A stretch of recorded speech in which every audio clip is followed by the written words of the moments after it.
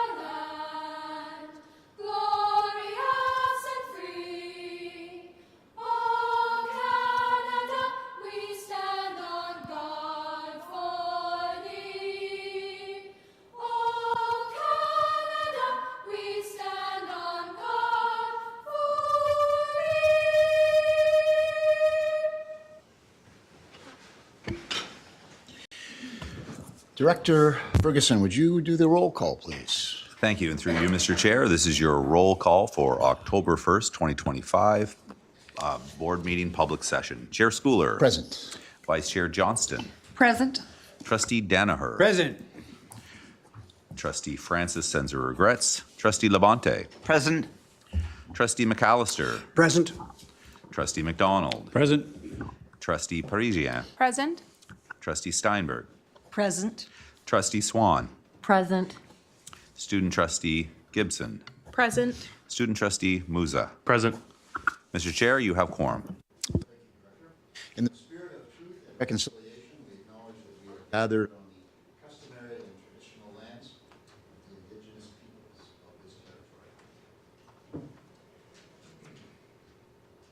Item 6, we have approval of consent agenda items 6.1 to 6.2, and it is moved by Trustee Danaher, seconded by Trustee McAllister.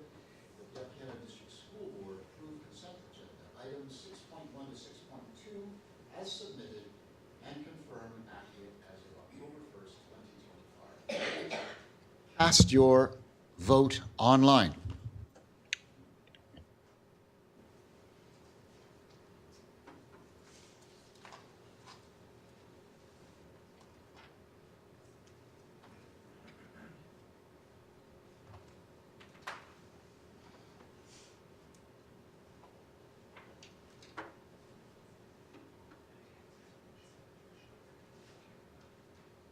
We have a bit of a technical glitch. Let's do it by show of hands. All in favor? Opposed? That motion is carried. Item 7.1, a conflict of interest declarations. Do we have any of those this evening? Seeing none, we move on. Item 8 this evening is a special recognition. We have a trustee vacancy to fill due to the resignation of Trustee Dufour. And so we will be interviewing 3 candidates this evening. Each applicant will have the same 3 questions, one by each elected trustee. Each applicant will have a total of 10 minutes to answer all 3 questions. There will be a timer displayed on the screen. At the conclusion of the interviews, trustees will vote for their choice by secret ballot. The successful candidate will verbally state and sign their election declaration and will join us at the table for the remainder of the meeting. Upon their arrival, the applicants drew numbers for their interview position, and I would like to welcome our first applicant, Mr. Bill McPherson.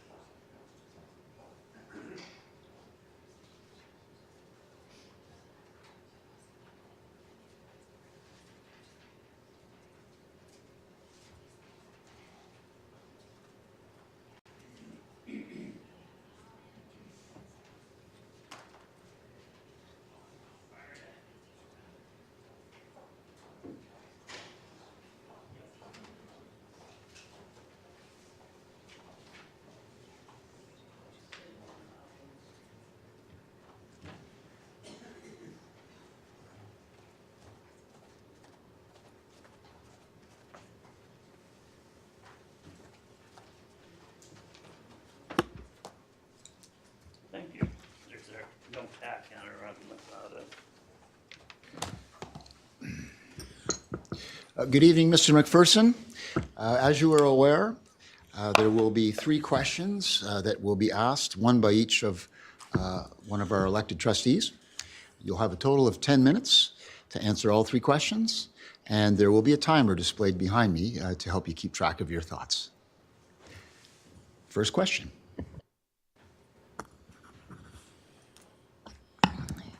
Good evening, Mr. McPherson. First question is, share your understanding of the distinction between governance and operations in the context of a school board. Thank you. Governance administration. They're 2 separate paths and hopefully 2 different purposes. We don't have to look too far from here to see what happens when trustees try to become administrators and governance goes out the window. It usually calls in the need for a provincial supervisor. But you have a common goal. And I actually believe that any adult should have this goal as well, and that is student success. That's the main reason boards of education, board of trustees are here. Boards of trustees have existed for over 200 years. And the single purpose is to prepare our young people for what's coming tomorrow. It means you consult with each other, but do not dictate. It's kind of like a marriage, or in my case, a farming partnership with my 29-year-old son that thinks he's the boss and I'm the gopher. It's symbiotic. And I like using analogies. I remember in science class learning about the crocodile and the tsetse bird. The crocodile protects the bird makes sure the crocodile has a nice smile. So stick to your lane. Work together. Remember, you have a common goal, and it's not hard to do. So that's about all I can say on that one. Question 2. Thank you. Good evening. My question's on the director's work plan. Share the part of the director's work plan that resonates most with you and explain why. Okay, you have to understand that I've been out of the game for 3 years, but it doesn't mean I haven't been paying attention. This one I find a little difficult. First off, well, I know my wife is actually watching this webcast tonight for the first board meeting in over 3 years, so she's watching me right now. But what I see is I'll comment on what I can see from my role in education, and that's the school bus driver. I love it when I see kids learning how to grow things. North Elmslick Public School has got, I think you called them hydroponic towers, and they had the local greengrocer from the garden market in. And believe it or not, the kids celebrated Salad Fridays. Now, that's a tough sell if I ever came across one. But the week before, it was Miller Bay Farms, which is a rather large grower to consumer operation. They share their harvest. There's a lot of small rural schools especially attempt to grow garden. And I'm going to dig a little deeper here. You are one of the few boards in Ontario. I believe there's less than 15, I don't have the exact number, that have consistently presented a surplus budget.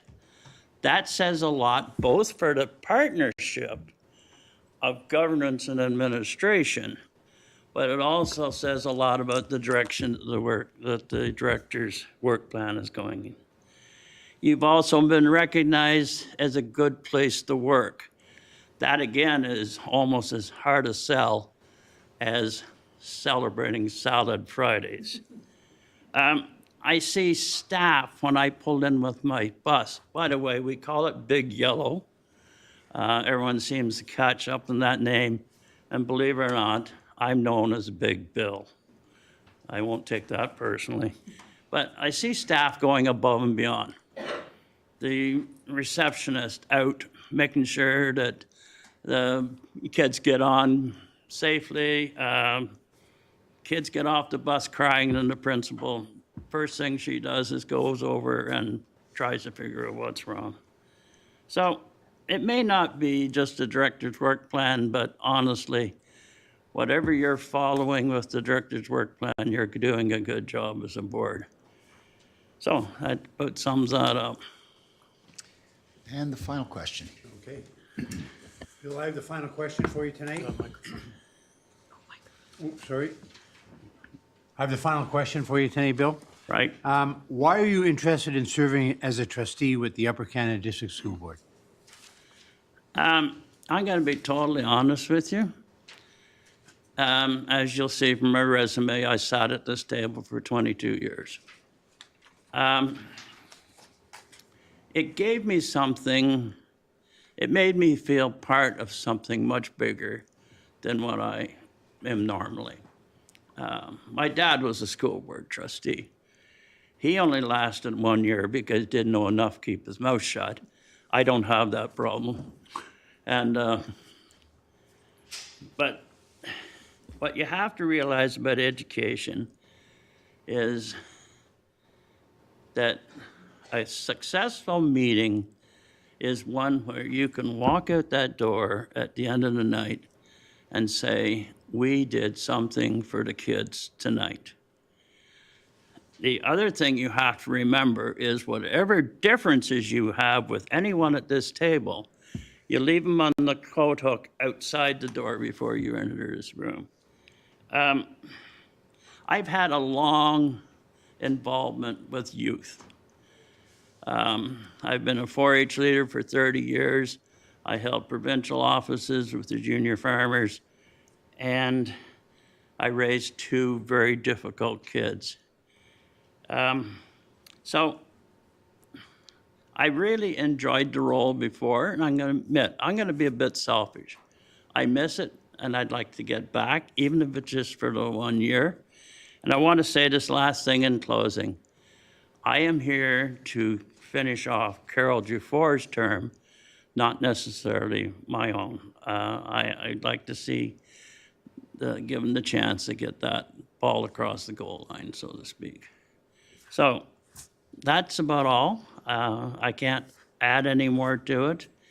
And I'm nervous as a cat on a hot day, so.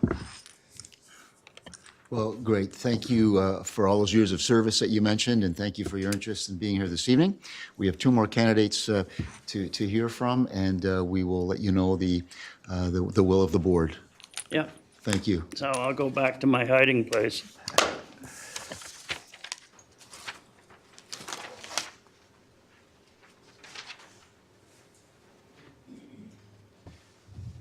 Our next candidate this evening is Mr. Todd Robertson.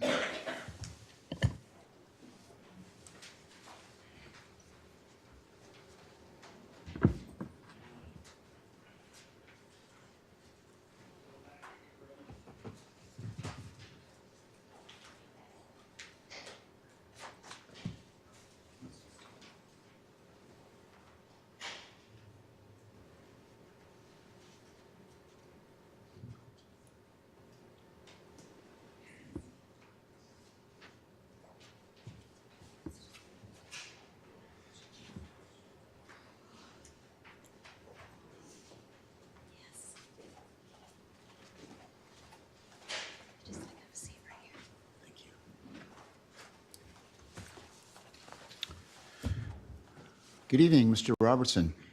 Thank you. Evening. Thank you for your interest in being here this evening. The way the process will work is that you will be asked the same 3 questions that the other candidates are being asked.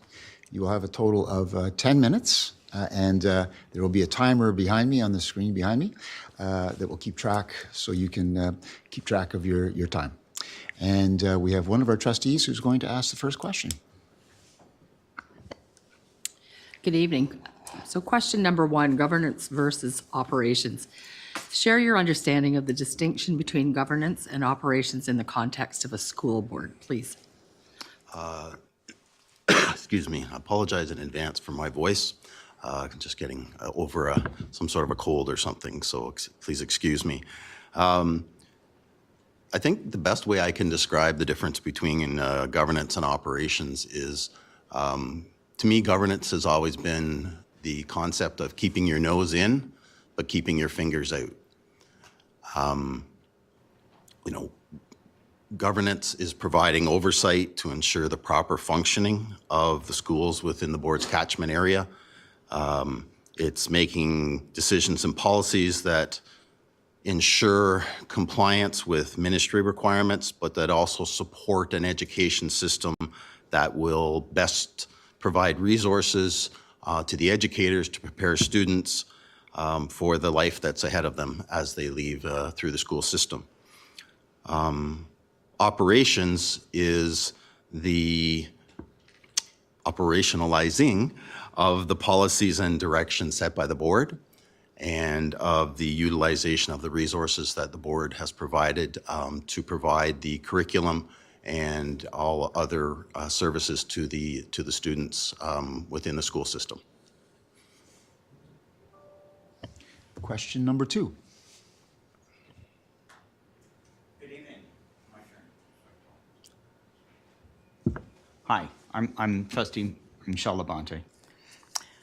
Share the part of the director's work plan that resonates the most with you and explain why. Thank you. In preparing for this interview, I was, very pleased and interested to explore the multi-year plan, to explore the director's work plan, and the piece that really resonated well with me was real-world learning. And for me, it provides a flexibility for all students, but also for all learning styles. I think it's very inclusive, and it creates the capacity for success for a large portion of the student population. And the other piece that resonated with me is a direct connection to employment skills. As for those students who are not pursuing post-secondary education, they have a direct connection. There's two recent in the media, two recent examples of internships in the area that I'm from, where students who were connected through their schooling have now been hired on as apprentices. One's with Kehoe Marine Construction, the other with Runnings Garage and Gananoque. And I think that's a real example of this type of real-world learning and the successes that it can bring.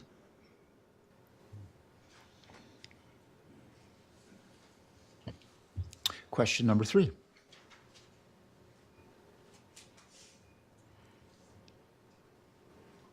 Who has number three?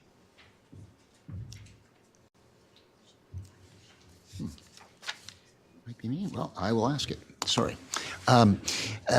Why are you interested in serving as a trustee with the Upper Canada District School Board? You've probably had the opportunity to review my application. I've spent my life providing service to the citizens of Ontario, and I come from a family of guardians and public servants, policemen, fire department, nonprofit organizations. And I think this is an opportunity for me now that I have increased flexibility in my schedule to expand the scope of my contributions and bring some of the information, learnings, knowledge that I've gleaned over the past 3 to 4 decades to help improve the delivery of education. I think I would bring some complementary skills to the board, and certainly there would be areas where I would have a learning curve. But it's something that excites me to continue to contribute to society post-professional career. And I've explored those options in a couple of other areas, and I think I would find this one very engaging. Okay, thank you very much. We have one more candidate to hear from, and we will let you know the results of the board's deliberations before you leave this evening. Thank you. Thank you, everybody.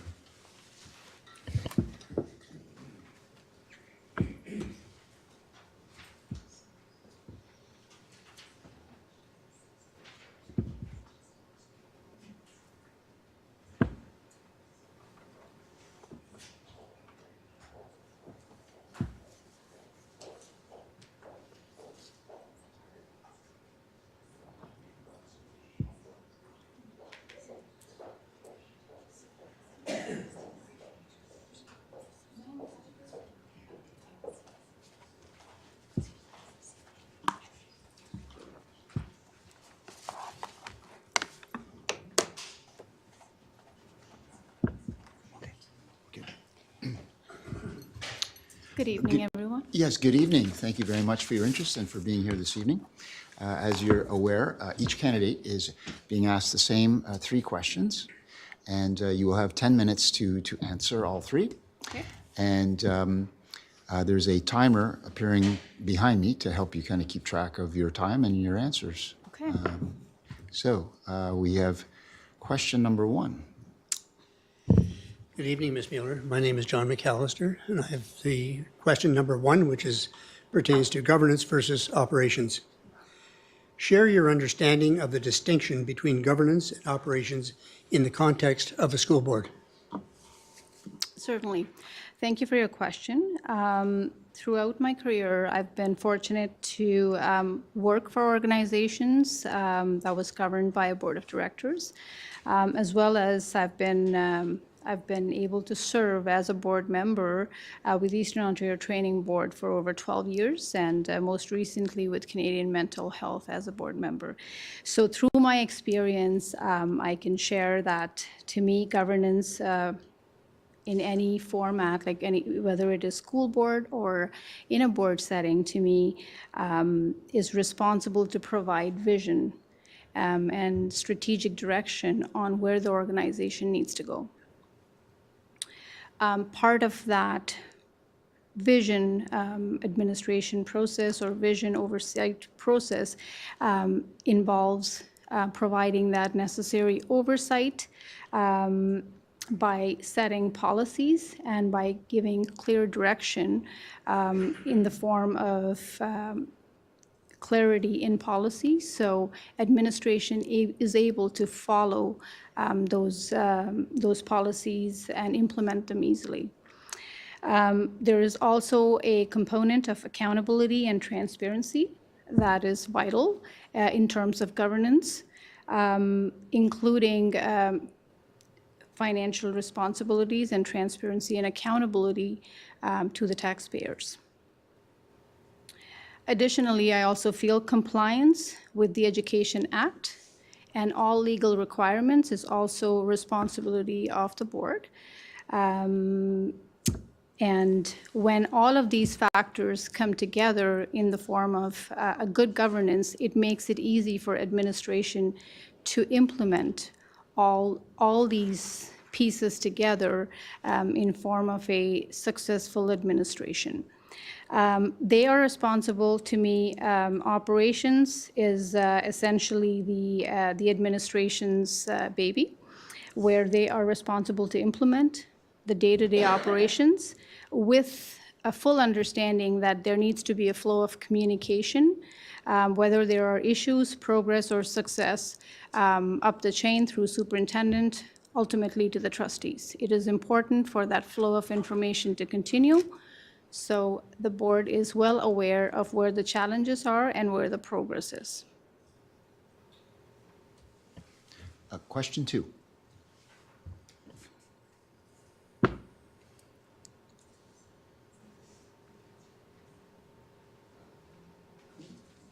Sorry.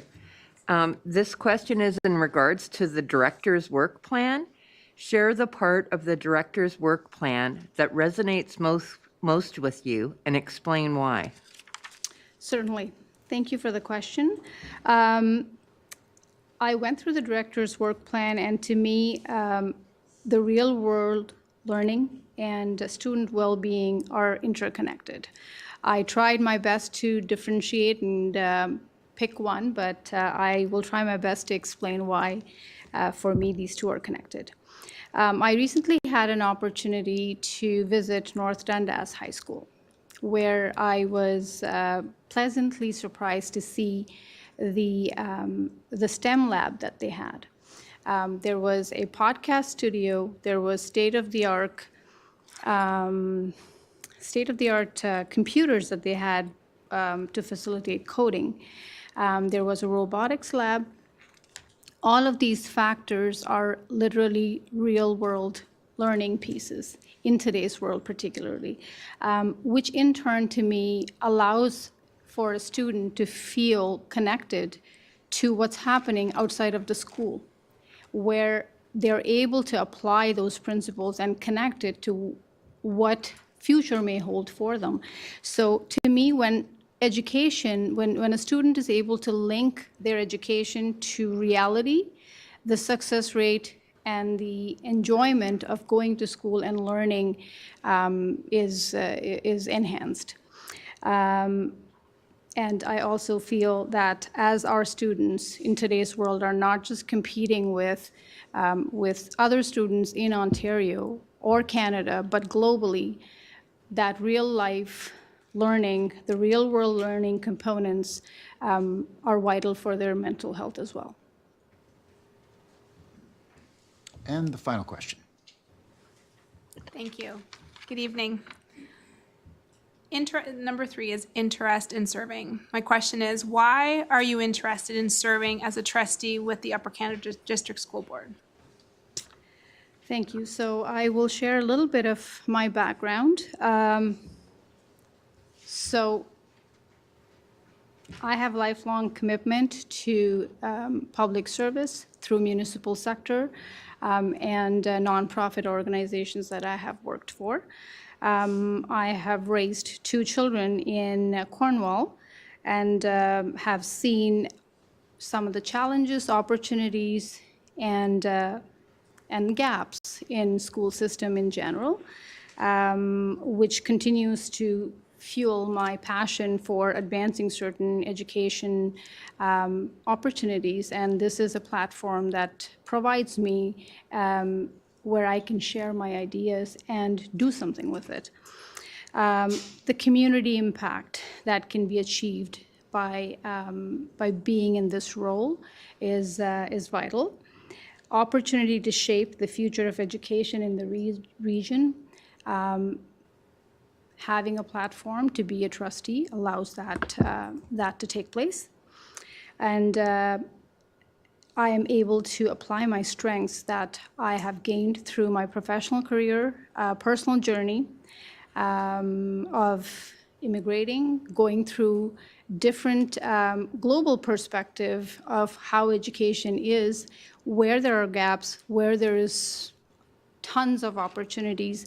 It just not only brings that gratitude, but also brings a bit more passion on what we could do to compete in the global world. Having said that, my main passion is equity in access to education, particularly access to same quality of education, whether a student lives in an urban setting or in a rural area. Ultimately, every student should have equal opportunity to education that prepares them for the real world, where there is a huge global influence. Thank you. Great, thank you. So that brings us to the conclusion of the interview. And the trustees are going to conduct a secret ballot and inform the successful candidate. Thank you. Thank Thank you you. for this opportunity.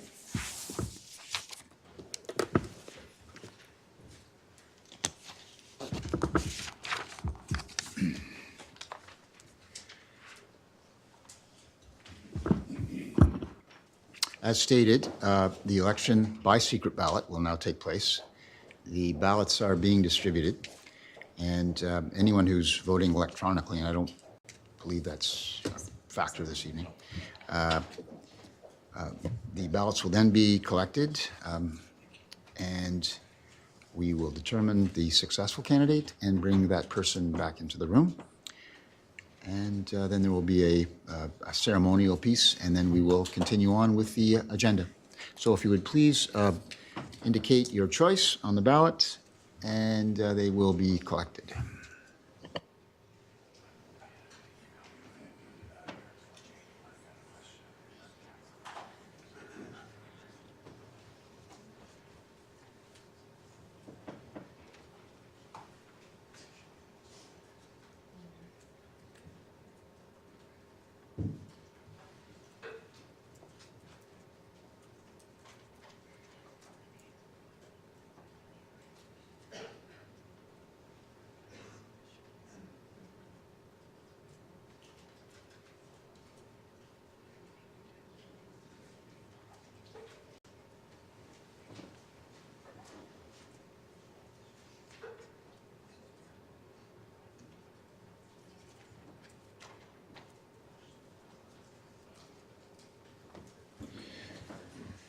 The scrutineers this evening are Executive Superintendent Riddell and the Superintendent Boulay.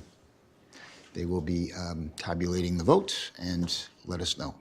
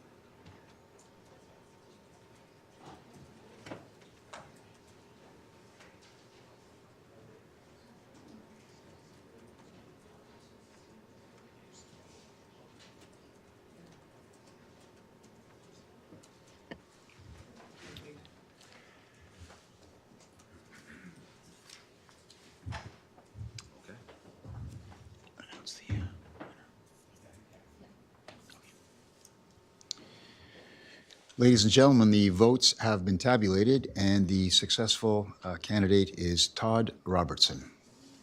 So we will bring Mr. Robertson in to the room.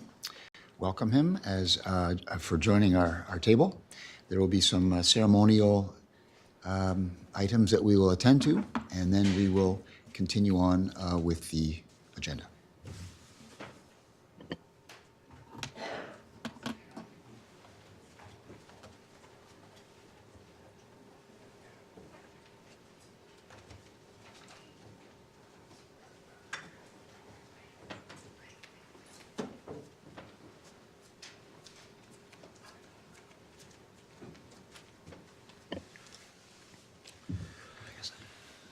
So.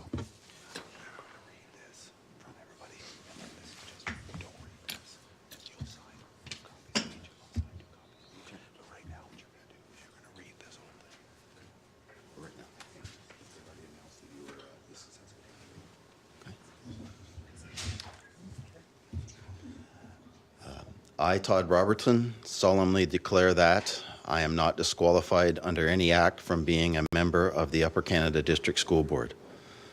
I solemnly declare that I will truly, faithfully, impartially, and to the best of my ability execute the office of board member, and that I have not received and will not receive any payment or reward or promise thereof for the exercise of any partiality or malversation or other undue execution of the said office, and that I will disclose any pecuniary interest, direct or indirect, as required by and in accordance with the Municipal Conflict of Interest Act. I, Todd Robertson, affirm that I will be faithful and bear true allegiance to His Majesty King Charles III. Congratulations. Thank you. Thank you, sir.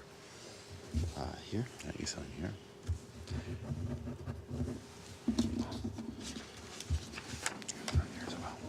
Sorry, lefty. Okay.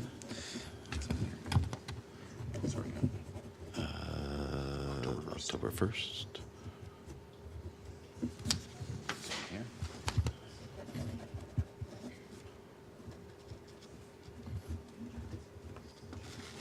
I'll sign these. And then we're going to get a photo op.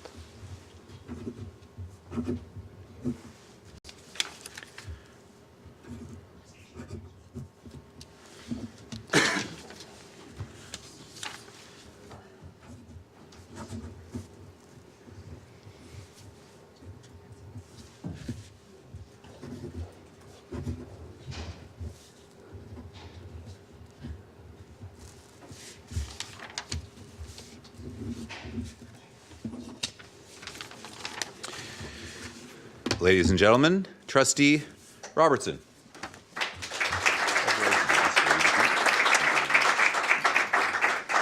And then we'll do some photos.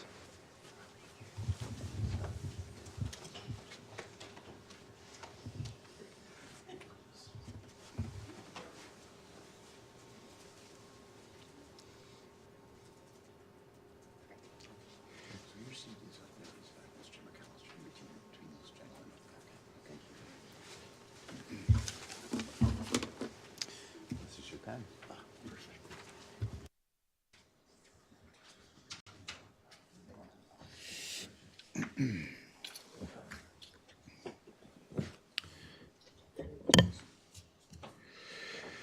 Congratulations, Mr. Robertson, and welcome to the team.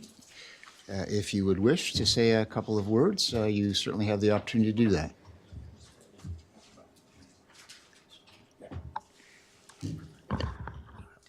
Just wanted to express my thanks for your confidence in me to join your group, and I look forward to working with everybody collaboratively over the remainder of the term. Thank you. Moving on, we have, I'm doing them right now, 8.1, yeah. We have two motions to conclude this part of the agenda.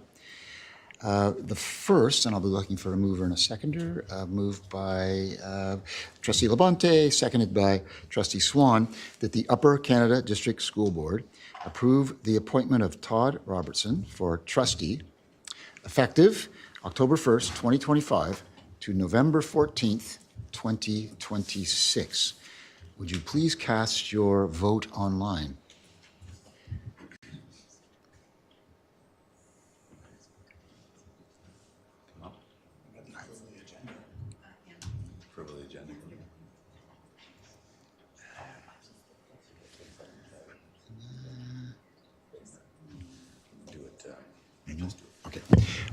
Again, we have a bit of a glitch, which we're working on. So by a show of hands, all in favor of that motion? Opposed? Carried. That motion passes unanimously. The second motion, under 8.1, moved by Trustee Steinberg and seconded by Vice Chair Johnston, that the ballots be destroyed for the trustee position on October 1st, 2025. And please cast your vote online. Okay, we're going to do it in person. We're getting there. By show of hands, all in favor? And opposed? And that motion carries again unanimously. All right, so we are now moving on to what is a highlight for all of us, the item 9.1, the 2025-26 financial forecast. And the Chief Business Officer and Treasurer, Mr. Hobbs, is going to present that report to us. Mr. Hobbs. Thank you, Mr. Chair, for your enthusiasm about the upcoming presentation. Sincerely appreciate it, especially since I have my own scrutineer here tonight at the back. Diana Kingston is here with us tonight, looking over my performance this evening. So I appreciate that. It's always a pleasure to bring trustees a financial forecast. And I'll just give you a little bit of the highlights from this one, which should be a short one for you because it's so early in the year. As you recall, back on June 18th, trustees approved the board's 25-26 operating budget with projected revenues of $470.4 million and expenses of $470 million for compliance purposes, resulting in what we projected at that time to be a projected year-end surplus of $0.4 million or $400,000 at the end of 25-26. That's, of course, changed a little bit because we now have a better idea of how many students are actually showing up this year. And therefore, our current forecast is now projecting revenues that are up to $472.7 million and expenses of $472.2 million, which would result, if fully realized at the end of the fiscal year, in an in-year surplus of $500,000 or $0.5 million. Again, sounds like a lot of money, $500,000, but on a almost $500 million budget, that we consider that to be a pretty razor-thin margin, which we actively manage, of course, throughout the year with the support of all the people around this table. And while we see that projection being relatively stable, we're always happy that it doesn't change too much. There have been some small changes, primarily driven by an increase in enrollment over what was projected as the basis for the budget in June. And what you will find is that there still remains, of course, recognizing that we're barely 4 weeks into the fiscal year, all kinds of uncertainty about things that can happen through the rest of the year, which we'll, of course, touch on. But again, what we would say is we don't anticipate anything out of the ordinary there, even though there still remains some volatility. So moving forward, I always do the old swim lanes. And as you know, through the course of the year, we try to bring 3 financial forecasts. This, of course, is the first one. The intention of these is to help trustees see how our finances are evolving throughout the course of the year as children come and go in our classrooms, and also all kinds of things unfold, both planned and unplanned throughout the course of the year. Things evolve, and we like to make sure that trustees understand what the current and most recent forecast is for the outcome of the year at all times in the year. What I would say is that, as you guys know, over the course of the last year, trustees did a lot of work to sharpen your own governance, and resulting in one board meeting a month. And that, I think, has caused us in the finance department to give some thought to the nature and timing of some of our financial updates to the board. We're always thinking about what information we can bring you that will best assist you in overseeing the finances of the board, and when to bring those things. So we may tweak that or propose tweaks to that throughout the course of the year. But that would only be a result of just making sure that we're lined up with the evolution and governance that you yourselves have undertaken in the past year. As we speak, our trustees are also working, or sorry, our finance staff are also working on last year. The previous fiscal year ended on August 31st, and the staff are working diligently with the auditors to prepare and verify financial statements for that year, which we'll be bringing you in the November timeframe. And then hot on the heels of that, staff will start thinking about priorities for next year, taking into account, of course, the policy direction of our government and the stated aspirations of our trustees. Be building that into a budget and director's work plan for presentation in the spring of 2026.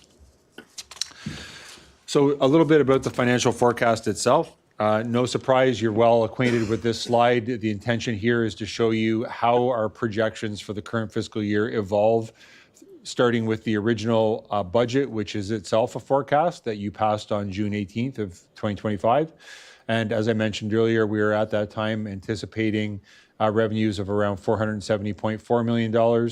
And now we're up to $472 million, primarily on the strength of slightly increased enrollment.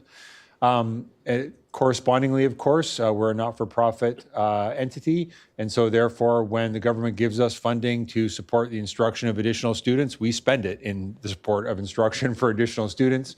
And so what you see is a corresponding increase in expenses for compliance of about $2 million.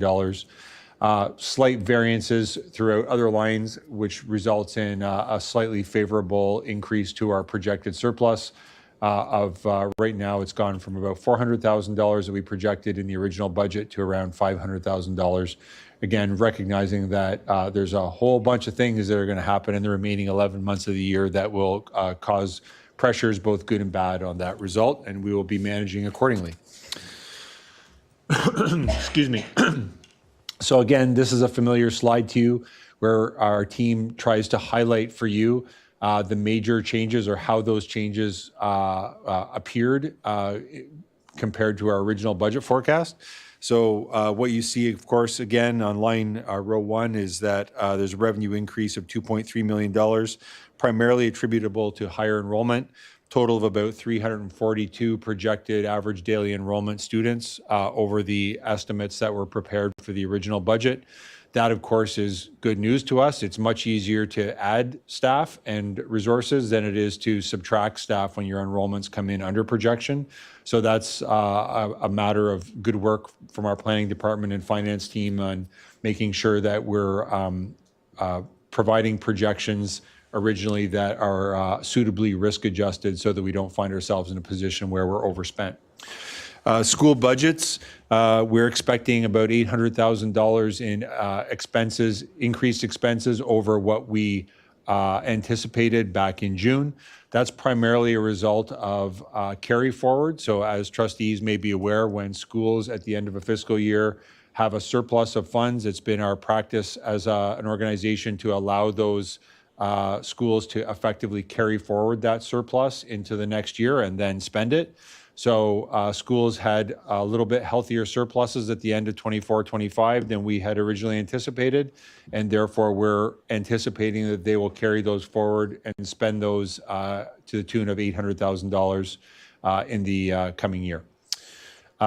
With respect to reps, so trustees will recall that these used to be called PPFs, Priorities and Partnership Funds. So these represent additional funds that the government provides us that are specifically tied to very specific policy directives, in contrast to the larger core ed funding that represents the dominant source of funding for our schools. REPS, Responsive Educational Program funds, really reflect these sort of moment in time policy priorities for the government and have associated funding with them. We really aren't seeing anything new compared to what was planned in June. So obviously revenue is zero, change in revenue is zero, change in expenses is zero. Same is true for transportation. The transportation budget funding is anticipated to be largely as we budgeted and as STEO budgeted, because they spend the predominant amount of our transportation funding. Not much or if anything, has changed there at all. Same is true for Upper Canada Leger Centre and Champions for Kids budgets, and same is true with other expense changes. So again, the recurring theme here is that It's primarily driven by an increase in enrollment and associated increase in spending for this year. Trustees are also aware that it's not simply enough for us to have a balanced budget. We are instead required to have a compliant budget in the eyes of the Ministry of Education, and that includes being both balanced and also making sure that our administration and governance expenses are in line with what their enveloping is, and we are observing and adhering to a set of rules they provided for facilities and transportation expenses, which limits how we can choose to move funding back and forth between those envelopes. We're happy to report that once again, we are well within compliance and quite comfortable in our ability at this stage of the game to maintain compliance throughout the course of the year. Management observations, we always try to provide you some color, if you will, at the end, to the extent that finance people provide color. We're happy to say it's mostly black print, or all black print. So consistent with previous years, there are, of course, some risks. So enrollment continues to be a projection, even though we have a much better idea of how many kids are showing up in our schools today compared to what we projected in June. As you know, we actually do formal counts on October 31st and March 31st. And until those counts are confirmed, we don't really lock in the enrollments and therefore the actual revenue that we receive from the government. So as time goes on, our sense of what those enrollments are and therefore our revenue, but there still remains some uncertainty. And of course, there are a few areas in our organization where management has limited control over how expenses come to us. And therefore, what we tend to do is we tend to budget an allowance for those areas of uncertainty. And we hope that the allowance that we provided covers the expenses as they emerge. And so examples of that would be sick leave utilization and replacement costs. So we don't have control over when people are sick. That can vary widely from year to year for a variety of reasons. I know our HR team, led by Executive Superintendent Boulay, are working hard on attendance management and using the management latitude we have at our disposal to support people in reducing absenteeism, but nonetheless, it remains a significant source of uncertainty and expense as well. And of course, as you know, because I wear the facilities hat, we're constantly deal with the administration of STEO. Weather has a huge impact on our expenses as well, from bus cancellations to the cost of snow removal to heating costs, fuel, and so on and so forth. So those things are largely unknown until we get through the bulk of winter. And we hope that our budgeting will cover all of that. So future longer-term risks, as you know, it's actually a risk is kind of an uncertainty, but this is a certainty that in 27-28, as you know, transportation funding is going to change. The government, I believe, is trying to actually level the playing field across boards in the province and set service levels to be relatively equal across all school boards in the province. And whenever there's that sort of leveling, the people who have been underserved perhaps in the past get a little extra, and the people who have had a little extra in the past lose a little. And we happen to be in the situation of a school board that's probably had better than average funding for transportation. And so we're expecting a fairly significant hit in 27-28 to our transportation funding, which is likely to come with changes to the transportation service. Trustees are also aware of our extraordinary success in securing special incidents portion funding to support spec ed expenses, going from a couple of $100,000 pre-2019 up to around $7 million per year now. Once again, we are one of the extraordinary beneficiaries of SIP funding in the province. I believe in the top 10 of provinces or school boards in the province, irrespective of size. And so once again, like transportation, when you are extraordinarily blessed, if you will, to have enhanced funding, it also presents a risk in the future that could be adjusted as part of a normalization exercise. We understand there is some sort of review of SIP funding happening across the province, but we don't know what that looks like or when that will happen. It's just a risk that we identify that we want to keep an eye on. We've also, as you're aware, been working through the Ontario Procurement Restrictions Policy, which is a response to U.S. tariffs on Canadian products and services. and requires us to procure somewhat differently. Our manager of purchasing, Brad Notman, is working diligently through that and making sure that we are supporting the government in their initiative to respond to that ongoing trade, I'm not sure what to call it, discussion, if you will. And the Ontario School Board Governance Review, some of you may have heard of this. It may end up creating some greater requirements at the operational level. We just don't know what's going to happen, but we're keeping our eye on that and potential impacts it may have to budget and resourcing. So just in summary, after all that, it's good news. We have a surplus. Our surplus is razor thin, but up slightly from our original projections, driven largely by the fact that more students showed up to the Upper Canada District School Board in September than we had originally projected. And that's always a good thing for us, and we think it's a good thing for kids in our environment as well. The forecast, of course, is based on a number of projections that can change, but as you saw, we have a methodology, 3 forecasts throughout the year to bring you up to speed, and I can assure all of you that management is on top of this in between those forecasts every day, monitoring what's going on, risks as they emerge, and making adjustments to make sure that we don't have any negative surprises at the end of the fiscal year.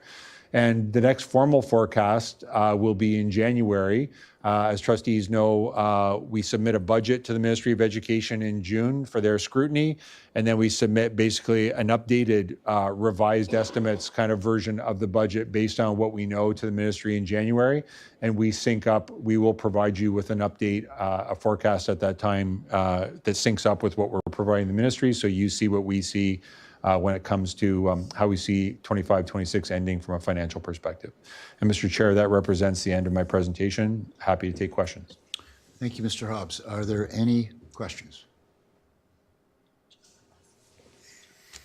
Oh, Trustee McAllister. Well done. Thank you. Mr. Hobbs, I know this is only a projection, but we are projecting a surplus of 500,000. In what areas can this be spent and when? So it's a good question. The way I would look at this is I would say that, if you're familiar with political polls, when people make a projection about how people are going to vote, it's often presented with a margin of uncertainty, plus or minus a number of percent. And I would say that our projection is probably accurate, plus or minus. If I said 1% of our gross revenue, that would put you at $5 million plus or minus. So when I say we're projecting a $500,000 surplus, there's an awful lot of things that can happen positively and negatively throughout the course of the year. So my advice would be not to treat it as something to spend, but it would be treated as something to monitor. And throughout the course of the year, if it becomes apparent to us, for example, that some of those sources of funding that for snow plowing that we don't need because we've had a warm winter, or because we've had a warm winter and I don't need to spend electrical money on heating oil or gas, or because the HR department has been extraordinarily successful in reducing absenteeism, therefore we don't need to spend money on supply costs. We will, as a matter of course, throughout the year, then adjust and spend those funds as they're not needed on the actual initiatives in the director's work plan. So those are things that throughout the course of the year, we're constantly making those adjustments. And the corollary to that is if it becomes apparent through the course of the year that we have an unexpected incident, for example, like a cyber attack, that comes with extraordinary costs, there are other things that equally we will stop doing or delay into the upcoming year. So again, to just conclude, I would not treat that as sort of $500,000 that's sitting around. I would treat that as as sort of like a middle ground in a very widely, in a range of outcomes that could have a wide variance. And throughout the course of the year, through dialogue with the senior team, if adjustments positive that allow additional spending or require less spending are required, then staff will make those adjustments throughout the course of the year in sync with the director's work plan. That was a great answer. Prudence is the way to go. Thank you. Are there any other questions? Yes, Trustee McDonald. It was a great answer, and it explains quite a bit. We're in a good spot, but a little too early to have the Stanley Cup parade. Being a Leafs fan, I relate to that. But what I want to ask or point out, I guess, is that historically, we were in a situation at this time of year where we would see that we might be up against the wall. We may have fewer students than we anticipated, which causes a different problem. And we've changed the trajectory because of the work that we're doing. Not only are we better at potentially estimating on what we're going to get, but we've changed the trajectory because of the things that we do in our communities. And people are choosing Upper Canada more now than they ever have. Because of the good work that we do, the more we talk about it, we're in a position where we can celebrate an increase in enrollment of what we anticipated. And I'm not sure, but I would say for the last several years, we've been in that position. And so it allows us to feel good. And as we get closer to January, and as Chief Business Officer pointed out, you know, when there's more certainty to the fact that those funds are going to be there, the director's work plan, being as nimble as it is, has the opportunity to take those one-offs and act quickly and make positive outcomes for kids. So I think at the end of the day, what we really should be celebrating is the good work that we do on a regular basis that make a difference in choice when parents are sending their kids to our schools. But the process that we've been using to make sure that we get better at looking at our finances is really important. So thanks for the information, the explanation, but I think we certainly should celebrate where we are. Very good point. Are there any other questions at this time? Seeing none, I thank you once again for your report. We look forward to the subsequent reports.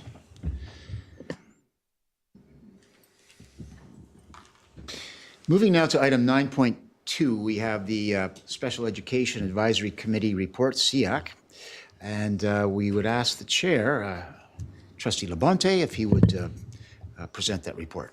Thank you, Chair, through you. The Special Education Advisory Committee, better known as SEAC, met in person here in the board office and remotely on Teams, as we always do every month. Our last meeting was on Tuesday, September the 16th. As this was the first meeting of the new school year, and we have recently had some personnel changes on the committee, and it's always good, from my perspective, to review some basic committee functions. Our first presentation on the night was given by Executive Superintendent Shelley Riddell to overview the 25-26 Director's Work Plan, specifically highlighting SEAC-related components such as special education, student culture, mental and physical health, sense of belonging, student success, district-wide collaboration, building capacity, staff culture, and of course, real-world learning.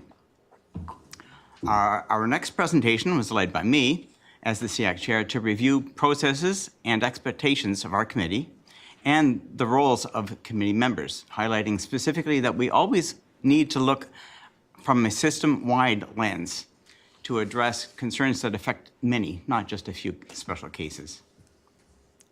And our final presentation on the night, led by several people from the special education staff, was the recently drafted, updated, and reformatted SEAC Family Guide. And the document was redesigned to better support families with special education needs. Outside of some very minor revisions, the refreshed guide was very well received by the committee and supported for official posting on our website and availability to our families. So again, to our spec ed staff, well done. Thank you. Thank you, Chair. Any questions? Are there any questions for Chair Labonte? Seeing none, I thank you for your work on that committee and for your report this evening. Thank you, Chair. Moving now to item 9.3, we have a motion that relates to student trustee attendance. As you know, we need to approve the request, and this is for the conferences that are upcoming. We have the great fortune of being well represented by excellent student trustees. This year's no exception, and we want to afford them the opportunity to grow in their role. And So that speaks to the motion, and I'm going to ask that that be moved by Vice Chair Johnson and seconded by Trustee McDonald. In accordance with Board Procedure 313.1, Board Member Trustee Travel, Hospitality, and Expense Reimbursement under Section C. As it relates to meetings, PD, conferences, a motion approved by the board is required to authorize trustee attendance to conferences or professional development events that are external to the board.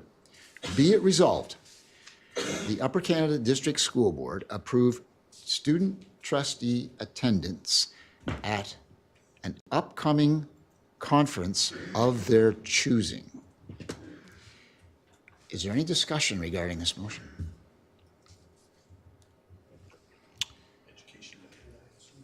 Education related totally. How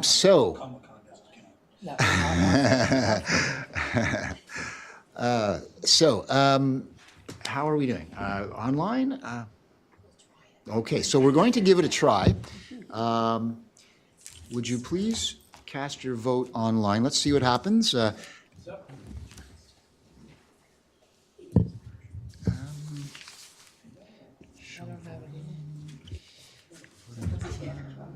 Trustee Danaher. Well, we know who's most tech savvy then. Trustee Danaher has figured it out. Hang your head on that one. It's coming. If you hit refresh. Refresh. This? Okay. Let's see what happens here. Oh, there we go. Yes, hit refresh. Who's tech savvy?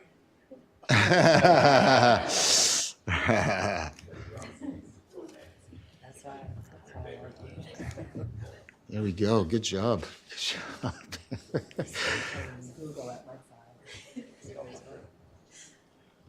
Have you voted? Yes, yes. Hit refresh. Do it, man.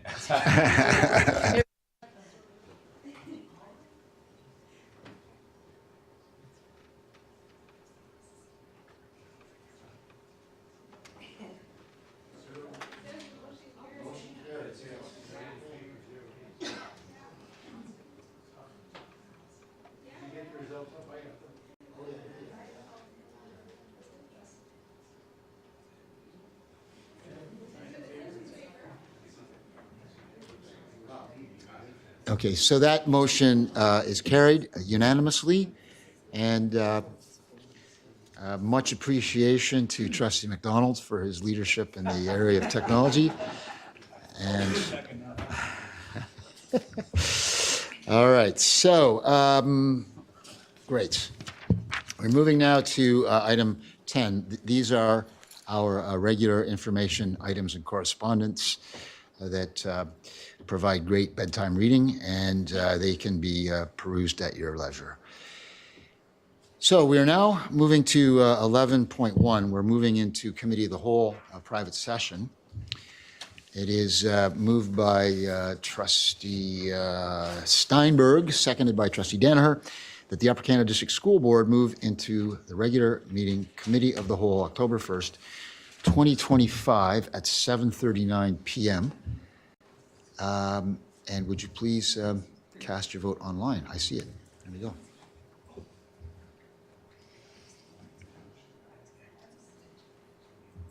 Wow.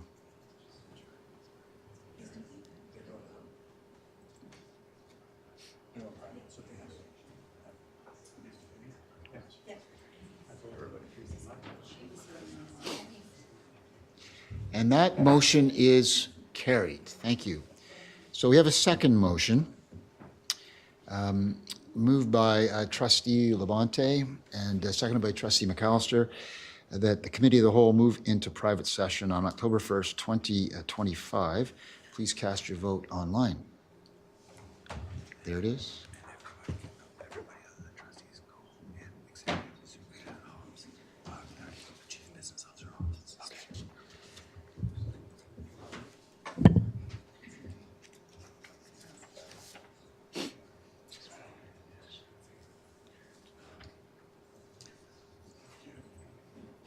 And that motion also carries. Before I turn the gavel over to Vice Chair Johnston, I would ask that everyone, or give permission, I guess, for everyone to leave, except for the trustees, obviously, and Chief Business Officer Hobbs, and all others. Thank you for your participation. Yes? Photos will take place after the meeting. Photos will take place after the meeting. So stick around. Don't stay in here, but. Okay, so you are dismissed. Do you want?